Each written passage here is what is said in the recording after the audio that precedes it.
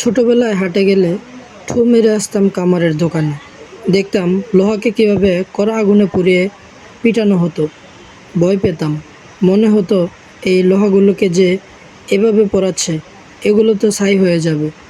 আস্তে আস্তে বুঝলাম যে লোহাকে এভাবে পোড়ালে আসলে ছাই হয় না, বরং লোহা আরও মজবুত এবং ব্যবহার উপযোগী হয়ে ওঠে। আগুনে পোড়ানোর ধর্ম আর লোহার বস্তুর ধর্ম মাথায় নিয়ে আগুন এবং লোহার মধ্যকার এই যোগসূত্র বুঝতে আমার অনেক দিন লেগেছিল। পরীক্ষা হিসেবে জীবনে এই যে নানামুখী সমস্যা ও সংকট, এগুলো হলো আগুনের মতো। আর বান্দাকে তুলনা করা যায় লোহার সাথে। আগুন আর লোহার সম্পর্ক যেমন পুড়িয়ে নিঃশেষ বা ধ্বংস করে ফেলা নয়, বরং সুন্দর ও উপকারী কিছু তৈরি করা। আল্লাহর পক্ষ থেকে আসা এই পরীক্ষাগুলো বান্দার জন্য খারাপ কিছু নয়, বরঞ্চ বান্দাকে পরিশুদ্ধ করে তোলাই আল্লাহর ইচ্ছা। আল্লাহ তার প্রিয় বান্দাদেরকেই বেশি পরীক্ষা করেন।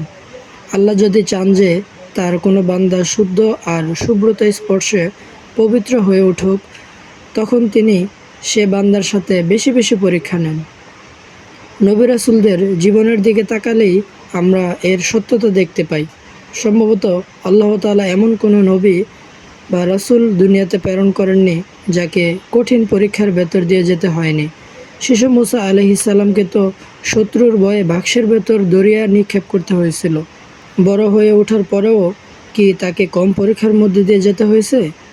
ফিরাউনের মুখোমুখি হওয়া থেকে শুরু করে গভীর সংকট মাথায় নিয়ে লোহিত সাগরে পার হওয়া, কতই না সংকটাপন্ন মুহূর্ত ছিল সেগুলো। নবী আইয়ুব আলাইহিস সালাম শেষ বয়সে এসে আল্লাহর পরীক্ষার মুখোমুখি হয়ে গেলেন। দুরারোগ্য ব্যাধিতে আক্রান্ত হয়ে একের পর এক হারাতে লাগলেন ধন সম্পদ, জমে জমা সব কিছু। এমনকি নিজের ছেলে মেয়ে, আত্মীয় স্বজন সকলেই তার এই দুরবস্থা দেখে তার কাছ থেকে দূরে সরে গিয়েছিল।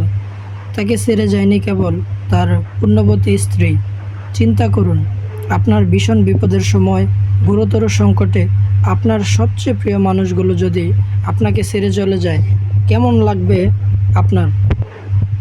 এজন্যই দুনিয়ার সম্পর্কগুলোতে এমনভাবে জড়াতে নাই যা আখিরাতকে ভুলিয়ে দেয়। দুনিয়াবী সম্পর্কের মোহে যদি আপনি আখিরাতকে কম গুরুত্ব দেন, তাহলে আপনার বিপদের দিন যখন এই সম্পর্কগুলো ধীরে ধীরে দূরে সরে যাবে, তখন কিন্তু দুনিয়াটাই আপনার কাছে বিষাদ লাগবে, আত্মহত্যা করতে মন চাইবে। এরকম পরীক্ষার সম্মুখীন হয়েছেন ইব্রাহিম আলাইহিস সালাম। অগ্নিকুণ্ডে নিক্ষেপ করা হয়েছিল তাকে। নূহ আলাইহিস সালাম, তার উপরে তার কওমের অত্যাচার এবং অবাধ্যতার মাত্রা এতই ভয়াবহ হয়ে উঠেছিল যে তাদের হাত থেকে নূহ আলাইহিস সালামকে বাঁচানোর জন্য পুরো কওমকে আল্লাহ তাআলা বন্যার পানিতে তলিয়ে দিয়েছিলেন। ইউসুফ আলাইহিস সালামের জীবনের দিকে তাকান। খুব ছোটবেলায় ভাইয়েরা শত্রুতা করে তাকে কূপে নিক্ষেপ করে। এরপর মিশরের রাজার কাছে গিয়েও বারে বারে পরীক্ষার মুখোমুখি হয়েছেন। কারাগারে পর্যন্ত নিক্ষিপ্ত হয়েছিলেন। শত্রুর হাত থেকে বাঁচাতে ঈসা আলাইহিস সালামকে তো আল্লাহ সুবহানাহু ওয়া তাআলা আসমানে তুলে নিয়েছেন। আর সর্বশেষ নবী হযরত মুহাম্মদ সাল্লাল্লাহু আলাইহি ওয়াসাল্লাম আল্লাহর কতই না উত্তম বান্দা আর রাসূল ছিলেন তিনি। জন্মের ঠিক আগেই বাবাকে হারিয়েছেন। দুনিয়াতে বুঝতে শেখার আগেই হারিয়েছেন গর্ভধারিণী মাকে। যে প্রিয়তম চাচার কাছে আশ্রয় পেয়েছিলেন, একসময় তিনিও একা করে চলে যান। চোখের সামনে সন্তানদের মৃত্যু, প্রিয়তমা স্ত্রীর মৃত্যু, জীবনের চিত্রনাট্য হারাবার আর বাকি থাকলোই বাকি। দিনের দাওয়াত শুরু করার পরে তায়েফবাসীর নির্লজ্জ আঘাত, নিজ কওম দ্বারা দেশ ছাড়া সহ এহেন অত্যাচার নেই যা তার উপরে আরোপ করা হয়নি।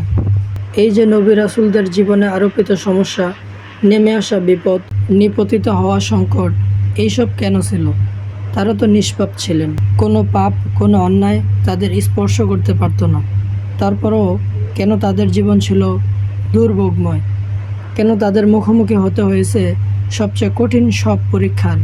এগুলো এজন্যই যে আল্লাহ তাদেরও পরীক্ষা করেছেন।